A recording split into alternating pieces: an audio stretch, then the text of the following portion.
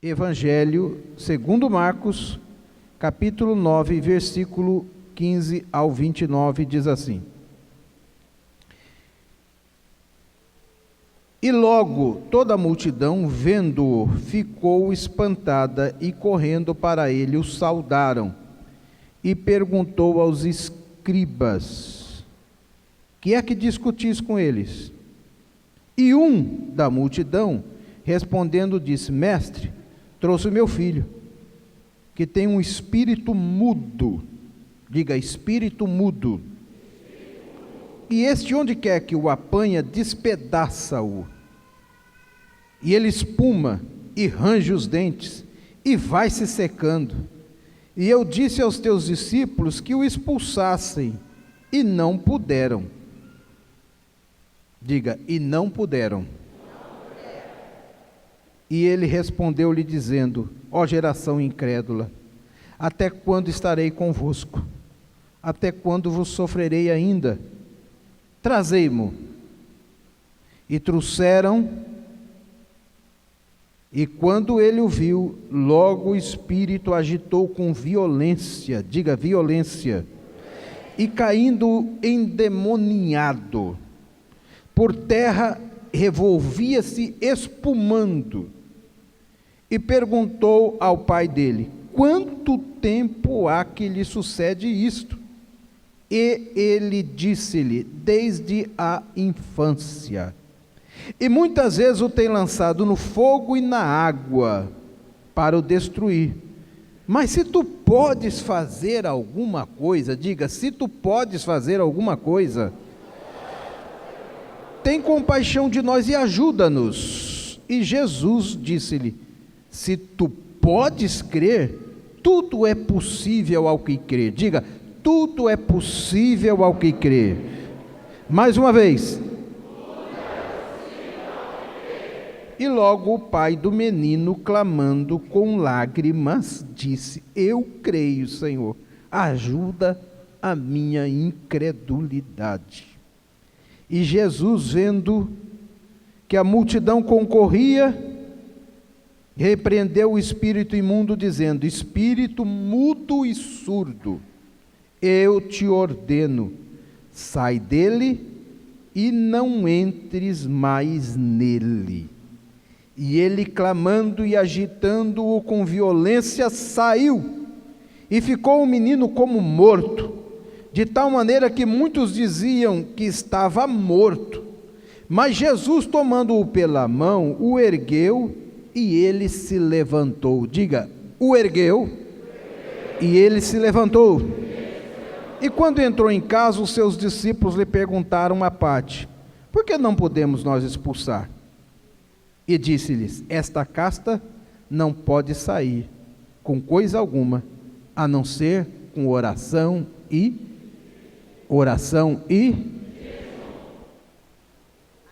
olha só,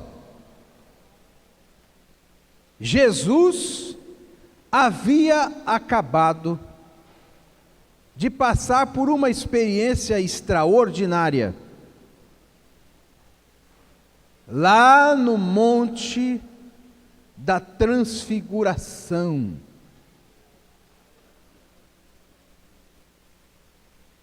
Jesus é envolto em um corpo de glória,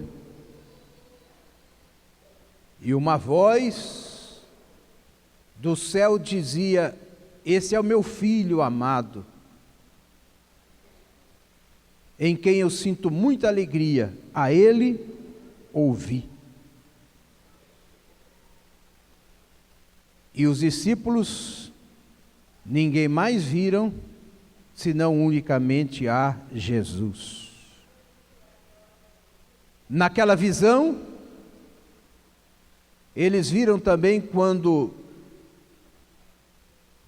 Elias e Moisés estavam representando, ou estavam presentes. Elias representando os profetas, Moisés representando os patriarcas.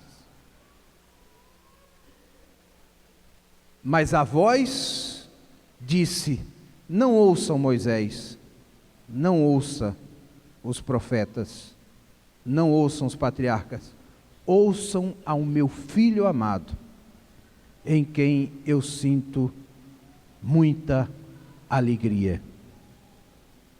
Lembra que Pedro se levantou e disse: Senhor, a coisa aqui está tão boa, a universalidade da igreja está aqui, vamos fazer 3 tendas aqui, e nós ficamos por aqui mesmo. Jesus disse: não, há muito que se fazer lá embaixo. É muito importante nós termos momentos a sós com Deus, é muito importante nós termos momentos de profunda comunhão com o Senhor, mas chega uma hora que é preciso descer do monte e fazer a obra. A comunhão, ela é importante. Ninguém deve fazer a obra de Deus sem ter comunhão com o Senhor. Mas é preciso que esta comunhão nos mova, nos impulsione para realizar a obra de Deus. A glória de Deus não é algo para você ver e possuir como se fosse sua. A glória de Deus é para que você receba e você faça uso desta glória para conquistar outras pessoas para Jesus. Ninguém é chamado para ser um receptor apenas de poder. O poder de Deus, ele tem que entrar na nossa vida e passar. Ele tem que chegar a outras pessoas. As visões de Deus, as manifestações de Deus na nossa vida, não é para nos deixar orgulhoso e nem inchado e nem presunçoso, achando que nós somos melhor do que ninguém, mas é para nos fazer entender de que nós não estamos só, nós temos uma voz que fala conosco, nós temos um Deus que se manifesta, e temos um Deus que nos impulsiona, para na autoridade do nome dEle, podemos ir realizar as obras de Deus, tirando as almas das garras de Satanás, e trazendo elas para o reino do Filho do seu amor, ou tirando do reino das trevas e trazendo para o reino da luz. Glória de Deus é para isso, manifestação de Deus na nossa vida é para isso. Ninguém que recebe a manifestação da glória de Deus, recebe para ficar da mesma maneira como está.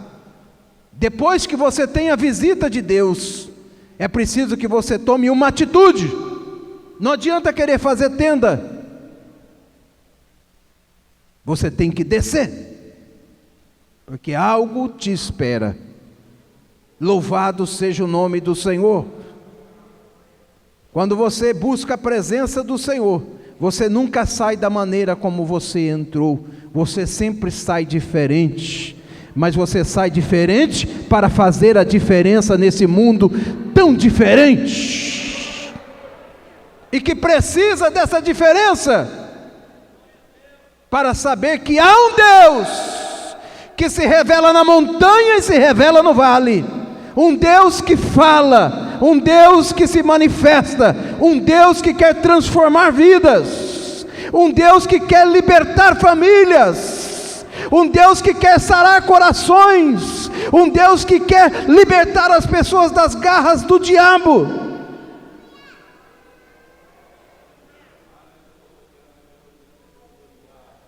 E para você fazer a obra de Deus, você não precisa ter essas visões, porque isso só aconteceu no Monte da Transfiguração. É um testemunho verídico, claro e inequívoco, de que Jesus era o Filho de Deus. Mas você pode, espiritualmente, estar nesta mesma comunhão com o Senhor, como Pedro, Tiago e João tiveram, através do jejum e da oração. No jejum, você chama a atenção de Deus. Na oração, você fala com Deus. Quando você entra no jejum, e você entra na consagração de oração, quando você estabelece esse propósito na sua vida, a glória de Deus se manifesta, como se manifestou lá no Monte da Transfiguração, sobre a sua vida também. Quem está entendendo o que eu estou dizendo, dê glória ao nome de Jesus. Jesus sai dessa experiência gloriosa, Pedro, Tiago e João também, daquele momento inebriante, extraordinário, marcante, histórico, diferente de tudo que eles haviam falado, ouvido de Jesus. E quando chegam lá embaixo, encontram uma situação anômala, uma discussão no meio da multidão, uma confusão,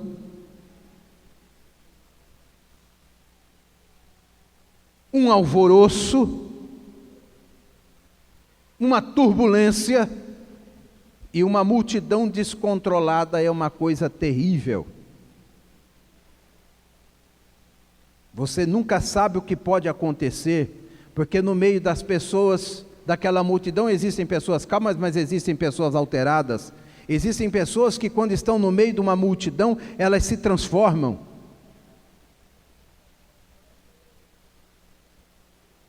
E Jesus encontra aquele panorama interessante. Acabara de ter um encontro com o Pai, e quando desce da montanha, tem um encontro com o diabo.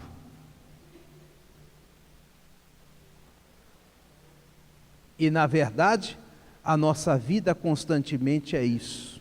Nós não temos que lutar contra a carne e o sangue, mas sim contra os principados, contra as potestades, contra as hostes espirituais da maldade, contra os príncipes das trevas desse século, aonde? Nas regiões celestiais. Essa é a nossa peleja. O diabo trabalha 24 horas por dia, ele não para de trabalhar em nenhum momento, e agora ele está trabalhando muito mais, porque ele sabe que está chegando a hora do julgamento, e para ele não tem mais jeito. Então ele está tentando aliciar o máximo que pode, enganar o máximo que pode, fazer o máximo de confusão que pode, e ele sabe que se ele conseguir destruir a família, ele destrói a igreja e destrói a sociedade. Então o trabalho do diabo é roubar, matar e destruir, e cada minuto que passa ele aumenta a sua força. Jesus chega e encontra aquele quadro de confusão, e no meio daquela confusão estão os seus discípulos. E Jesus pergunta: o que está acontecendo? E no meio daqueles discípulos estavam os escribas, e no meio dos escribas estavam os fariseus. E os fariseus estavam ali para buscar defeitos, alguma maneira de desprezar e menosprezar o ministério de Cristo. E eu li um certo pensador que dizia o seguinte: em terra de fariseu até Jesus é o diabo. Porque depois que Jesus expulsa esse demônio, alguém disse: esse homem não tem autoridade, ele não é de Deus não, ele expulsou o demônio pelo poder de Belzebu.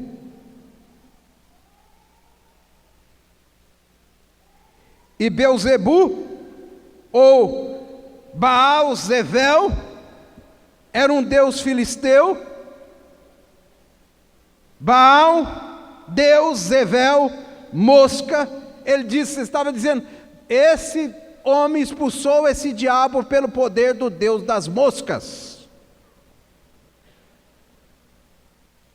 E Jesus então doutrina e mostra aqui a dureza do coração dos fariseus, e mostra a eles que o que eles estavam cometendo era uma obra ou um pecado que era imperdoável, o pecado da blasfêmia do Espírito contra o Espírito Santo, que nada mais é do que você atribuir ao diabo uma obra que é feita por Deus. Não é um pensamento apenas, não é alguma coisa que passa no nosso coração, produto da nossa incredulidade, não, mas é uma ação deliberada,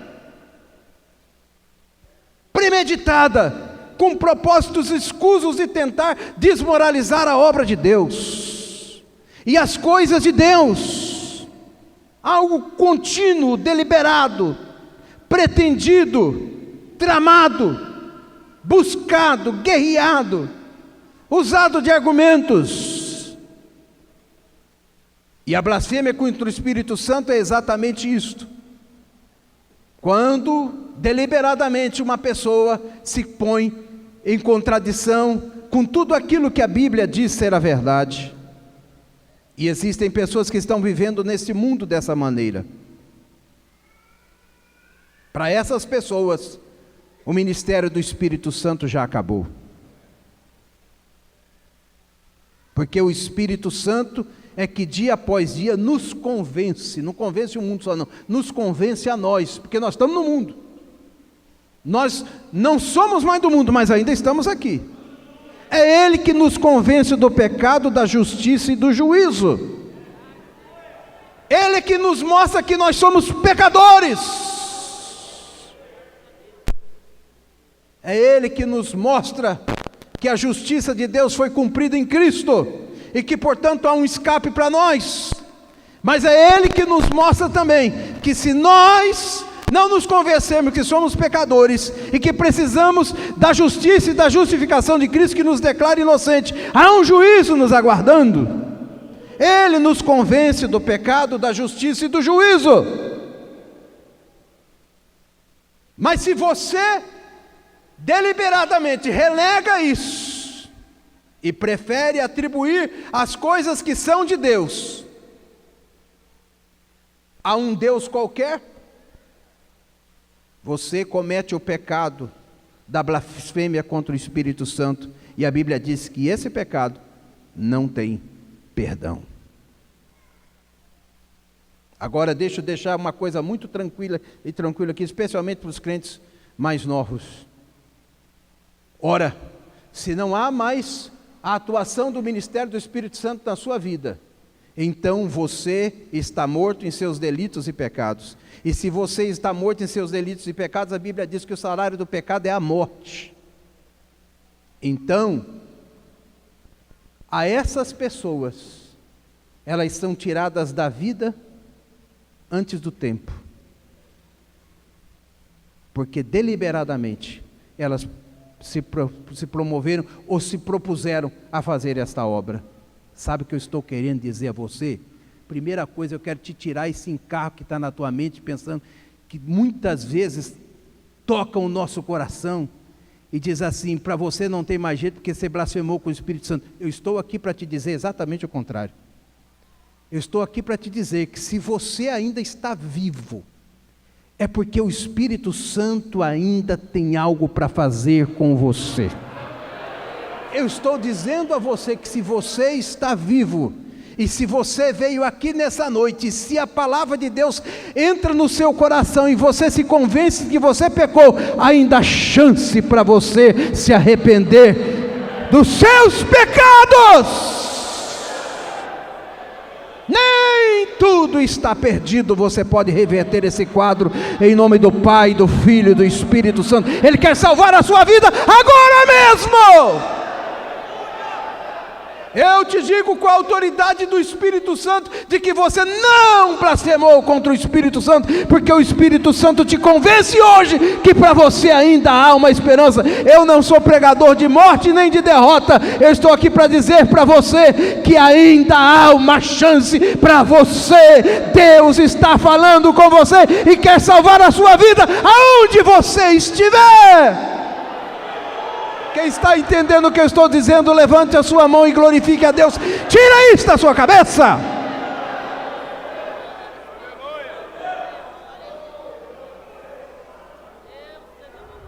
Porque aqueles que blasfemam contra o Espírito Santo, Deus mata-os.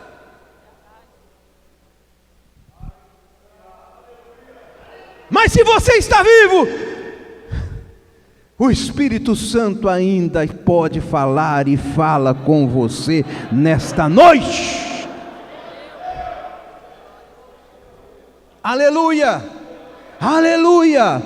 aleluia. Eu glorifico ao Pai, ao Filho e ao Espírito Santo, porque se Ele me concede vida, é porque eu ainda tenho uma chance, eu ainda tenho uma oportunidade de arrepender dos meus pecados e receber essa gloriosa salvação. Filhinhos, não pequeis, mas se pecardes, tende um advogado para com o Pai, Jesus Cristo justo. Ele é a propiciação dos nossos pecados, e não só dos nossos, mas de todo o mundo. Louvado seja Deus. E debaixo dessa graça estamos todos nós. Ele veio para salvar o que se havia perdido. Glorifique ao nome do Senhor, porque você pode experimentar essa salvação hoje, aqui e agora. Glória a Deus. Aleluia. Alachora calamarabachandaraia. Aleluia. Aleluia. Aleluia. Aleluia. Aleluia. Que quadro! De um lado, Jesus descendo o monte. Do outro lado, um grupo de discípulos envergonhados e desmoralizados. Do outro lado, um grupo de escribas zombando dos discípulos. E do outro lado, uma criança miseravelmente endemoniada. É isso que o diabo quer fazer. O diabo quer nos desmoralizar. O diabo quer menosprezar o trabalho da igreja. E muitas vezes ele usa pessoas de dentro da igreja. Gente que é religioso, mas não é cristão. Gente convencido, mas não convertida. Esse é o quadro em que se desenha.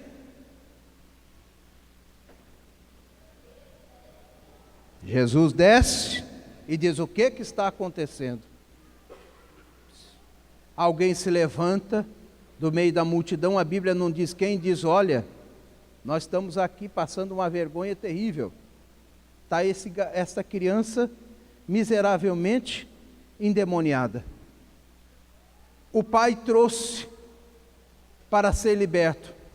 Os discípulos entraram no meio do caminho e não esperaram o Senhor descer. E eles já acharam que podia resolver o assunto. E eles estão gritando aqui, já fizeram todo tipo de oração. Já oraram, fizeram todo tipo de oração aqui.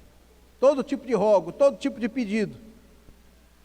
E o cão diz que não vai sair, só sai a hora que quer. E diz que não vai largar do corpo desse homem. E nós todos estamos aqui, um pai gritando desesperado. Os escribas cobrando autoridade, os discípulos desmoralizados.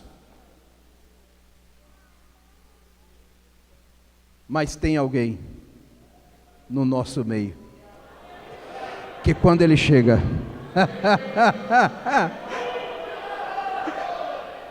ele é maior do que os escribas, ele é maior do que os fariseus, ele é maior do que os demônios, ele é maior do que os discípulos, ele é maior do que o reino das trevas. O nome dele é Jesus, o nome dele é Jesus, o nome dele é Jesus. Se ele entrar na sua vida, a sua vida nunca mais vai ser a mesma. Talvez ninguém tenha conseguido resolver o seu problema. Eu te apresento Jesus, Jesus, Jesus, Jesus, Jesus, Jesus. Quando ele chega, o diabo vai embora. Quando ele chega, os fariseus e escribas são desmoralizados. Quando ele chega, ele restaura a autoestima do pai e da mãe. Quando ele chega, a família é curada. Quando ele chega, a glória de Deus também chega. Quando ele chega, pega as coisas que estão fora do lugar, entram no eixo e no lugar. Ele é Jesus, o dono da igreja, o dono da igreja, o Senhor dos senhores, a autoridade suprema, o juiz dos juízes, o libertador dos libertadores, o rei dos reis e senhor dos senhores, o alfa e o ômega, aquele que tem a palavra final, o desejado de todas as nações. Ele vive pelos séculos dos séculos e está aqui nessa noite e neste dia para colocar em ordem a tua vida. Aleluia! Senhor, e Jesus manda procurar, cadê o pai dessa criança? E aquele homem chega trêmulo,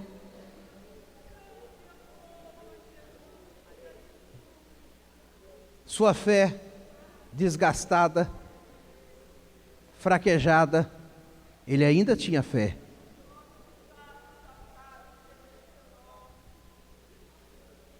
E isso é o que acontece com a nossa vida muitas vezes. A gente não perde a fé, mas às vezes a fé fica fraca. A gente crê.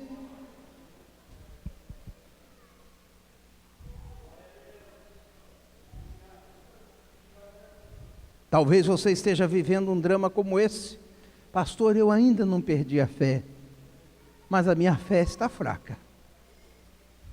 Eu ainda estou de pé, mas eu não tenho mais aquela força que eu tinha antes.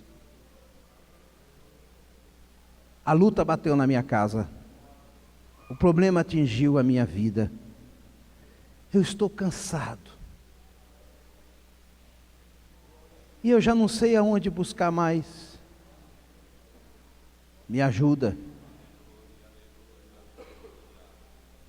Se o Senhor puder fazer alguma coisa, faz. Jesus devolve para ele dizendo: o problema não está comigo, o problema está com você.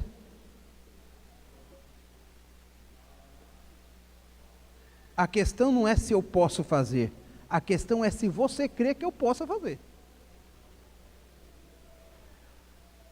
E ele sinceramente diz: Senhor, acreditar eu até acredito, mas depois desse espetáculo de vergonha aqui, eu confesso ao Senhor que a minha fé está fraca. Me ajuda na minha incredulidade. Eu creio, mas a minha fé está fraca. Ajuda a minha incredulidade. Fala sério. Quem é que nunca passou por isso aqui na vida? Você não é uma super estrela espiritual, você não é um Superman, nem Mulher Maravilha. E você sabe o que é fantástico de tudo? É que Jesus entende isso. Ele não desiste da gente. Mesmo com a nossa fé vacilante, mais incredulidade do que fé, Ele ainda está dizendo: eu aposto em você, eu acredito em você. Coloca esse restinho de fé que você tem em ação aí, porque o restante vai no meu poder, na minha autoridade, na minha soberania. Ora lá, chora, calamara, xandaraia.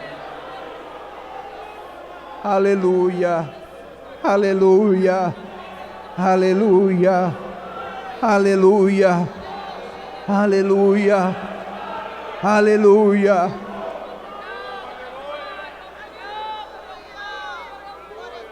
O que acontece com essa criança? Ele tem uma coisa estranha. Desde a infância, ele é mudo e é surdo. A consequência natural, não fala porque não ouve.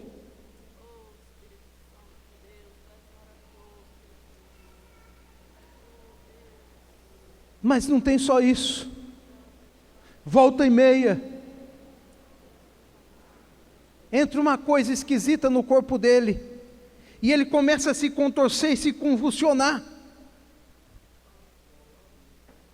E ele range os dentes, como se estivesse sentindo uma dor e um desespero. e o corpo dele vai se definhando, e eu não consigo dormir nem de dia e nem de noite, porque a gente tem que ficar o tempo todo tomando conta dele, e daqui a pouco uma força sobrenatural toma conta do corpo dele, e ele sai correndo, e se joga no fogo, e a gente tem que sair correndo lá, e tirar ele do meio do fogo. Em outra hora, em vez de jogar no fogo, joga ele na água. A verdade é que o meu filho todos os dias tenta tirar a sua vida. Ele atenta contra a sua própria existência. E as minhas forças estão acabando.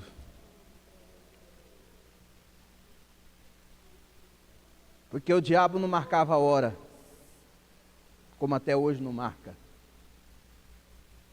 Ele vem nas horas mais imprevisíveis.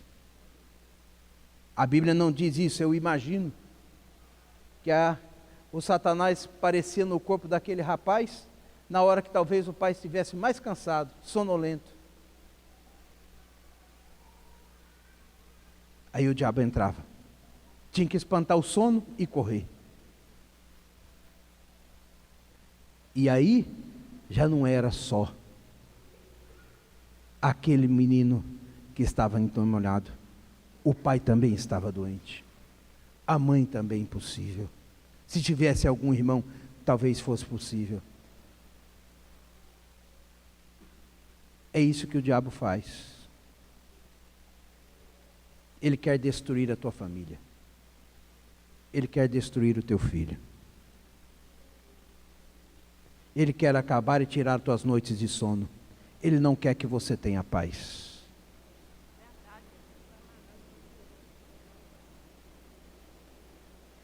Mas tem alguém que quando chega, ele sente a tua dor. Ele quer ouvir você falar do seu problema. Será que Jesus não sabia lá no alto da montanha que havia alguém que estava enfermo, endemoniado lá embaixo, que havia um pai angustiado, que havia uma família que estava sendo destruída? Sim, mas ele precisava ouvir isso da boca. Oração. Aleluia.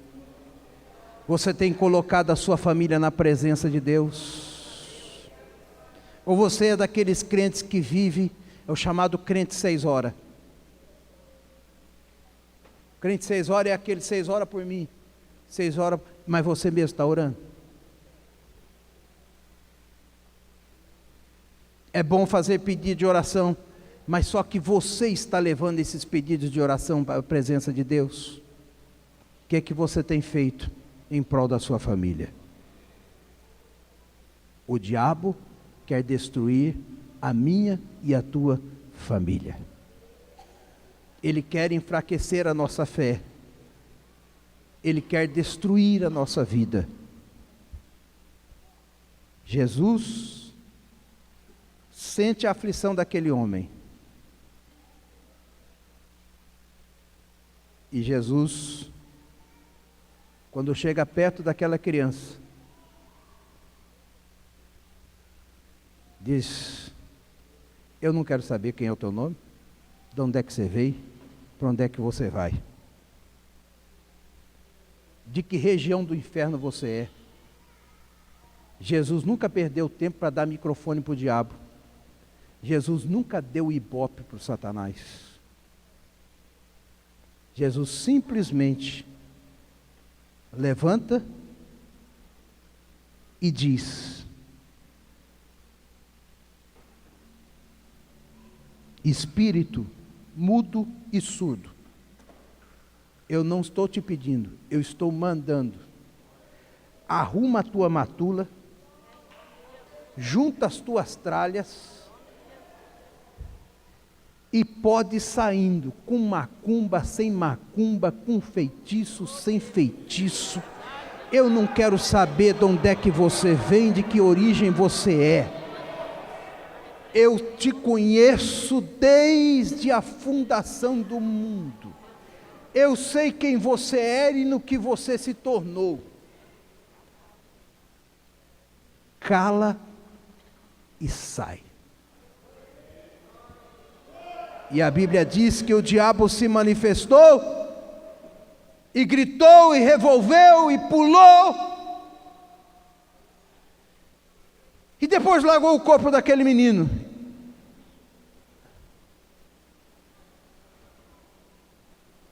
E aquela criança, pela primeira vez, depois de tanto tempo, sentiu a paz.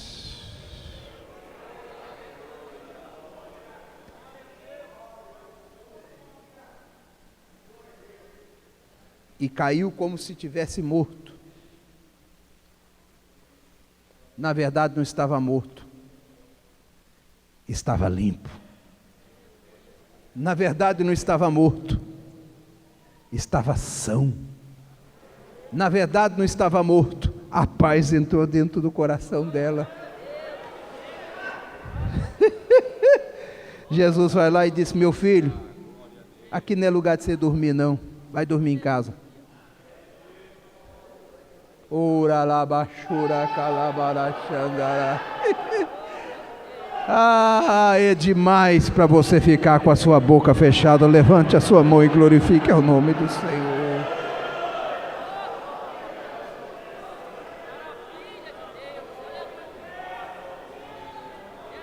Toma o teu filho. Nessa noite, neste dia, nesse momento, Jesus está entrando na sua casa, entrando na sua vida. Aleluia. E Ele está trazendo paz, está trazendo libertação, está trazendo conforto. Eu te garanto, quando Ele entra, o diabo vai embora. Quando Ele entra, a paz entra no coração das pessoas. Quando Ele entra, o sono volta. Quando Ele entra, a vontade de viver volta.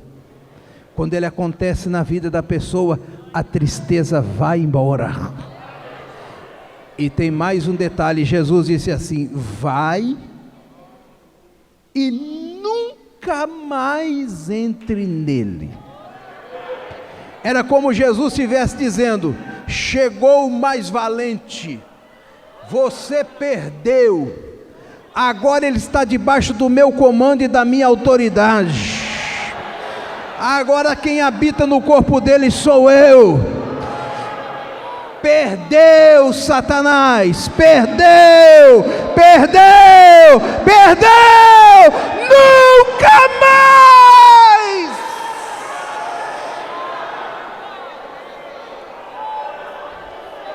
Oh, louvado e exaltado seja o nome do Pai, do Filho e do Espírito Santo. Levante a sua mão e glorifique ao nome de Jesus. Nunca mais, diabo!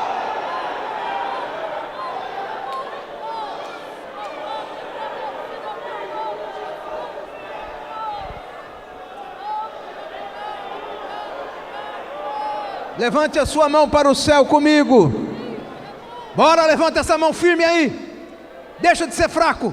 Levanta a mão com a autoridade de Deus e diga assim: Satanás, na minha casa e na minha vida, você perdeu, perdeu, perdeu, perdeu.